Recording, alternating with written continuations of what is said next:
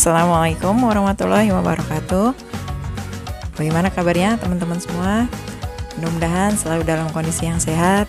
Kali ini kita ketemu lagi di video pembelajaran materi IPS kelas 7 semester 2. Kali ini kita akan berdiskusi masalah alat pemenuhan kebutuhan manusia.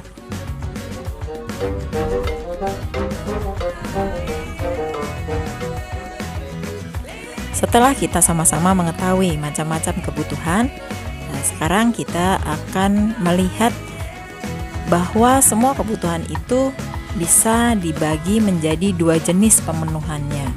Yang pertama, melalui barang yang berwujud dan bisa dilihat atau dirasakan. Kemudian yang kedua, melalui jasa yang wujudnya tidak bisa dilihat tapi manfaatnya bisa dirasakan. Nah, sebagai contohnya, barang itu seperti motor, makanan, atau baju. Sementara untuk jasa contohnya misalnya dokter, guru, supir angkutan umum, atau pengirim paket. Nah, dari sini sekarang kita akan membahas lebih rinci lagi dengan macam-macam benda pemenuhan kebutuhan manusia.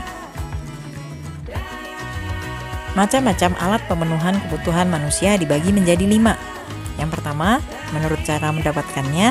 Kemudian yang kedua, menurut tujuan kegunaannya. Yang ketiga, menurut proses pembuatannya. Yang keempat, hubungannya dengan benda lain. Dan yang kelima, menurut segi jaminannya. Saya akan menjelaskan macam-macam alat pemenuhan kebutuhan manusia satu persatu. Yang pertama yaitu benda atau barang menurut cara mendapatkannya. Ini dibedakan menjadi 3, yaitu benda ekonomi, benda bebas, dan benda ilit. Benda ekonomi yaitu benda yang jumlahnya lebih sedikit dari kebutuhan manusia, dan untuk memperolehnya diperlukan pengorbanan. Sebagai contoh misalnya, Bu Tuti membeli 10 kg beras di toko Untung dan harus membayar 150.000. Maka uang yang dikeluarkan oleh Bu Tuti dianggap sebagai bentuk pengorbanan untuk mendapatkan beras. Kemudian yang kedua, benda bebas. Benda bebas atau barang bebas ini disebut juga dengan benda non-ekonomi yang jumlahnya melimpah sehingga untuk mendapatkannya tidak perlu pengorbanan atau biaya. Nah, sebagai contoh adalah cahaya matahari atau udara. Kemudian yang ketiga adalah benda ilit. Benda ilit ini jumlahnya sangat melimpah sehingga cenderung dapat merugikan manusia. Sebagai contoh yaitu menggunakan tampungan air hujan untuk mencuci motor. Jika tidak, maka parit di depan rumah akan mengalami banjir. Sebagai contoh lain yaitu api. Api itu bisa digunakan untuk memasak air atau memasak masakan. Tetapi kalau jumlahnya terlalu banyak, ini akan berbahaya karena menimbulkan kebakaran.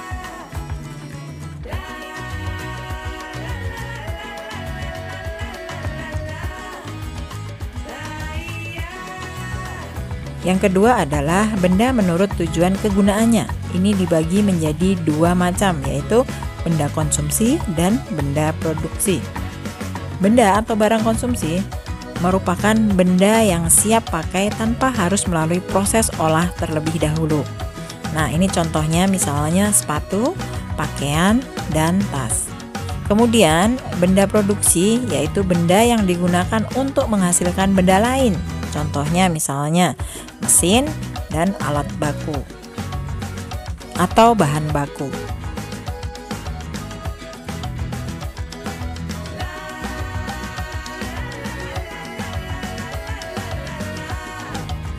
Yang ketiga yaitu benda menurut proses pembuatannya.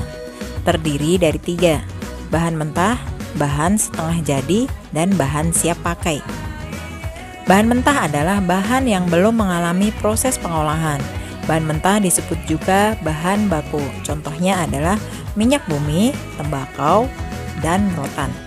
Kemudian yang kedua, bahan setengah jadi, yaitu bahan yang sudah diolah tapi belum menjadi produk akhir. Contohnya misalnya benang yang jika diolah akan menjadi kain. Kemudian yang ketiga, bahan siap pakai merupakan barang siap konsumsi seperti misalnya selimut, sendok, piring.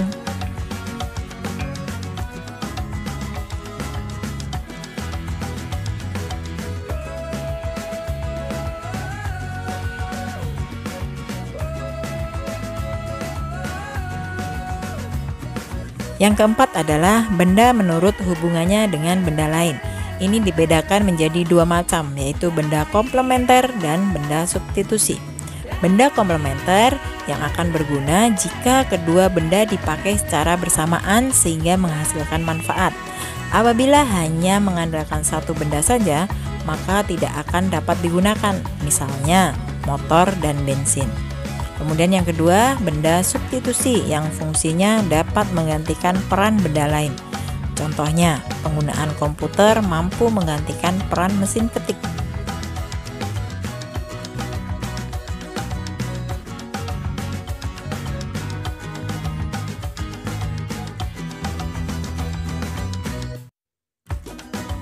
Yang kelima, yaitu benda atau barang menurut segi jaminannya. Ini dibedakan menjadi dua, yaitu benda bergerak dan benda tidak bergerak.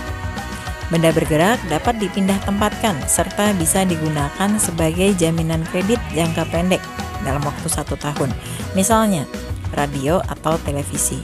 Kemudian yang kedua, benda tidak bergerak.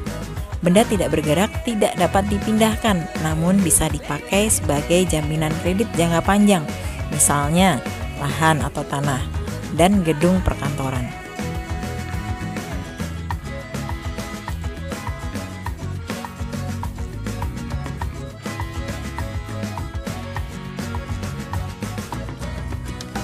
Nah, sampai di sini mudah-mudahan materi ini cukup bisa dimengerti. Kita ketemu lagi di video berikutnya. Mudah-mudahan materi ini bermanfaat untuk kita semua. Wassalamualaikum warahmatullahi wabarakatuh.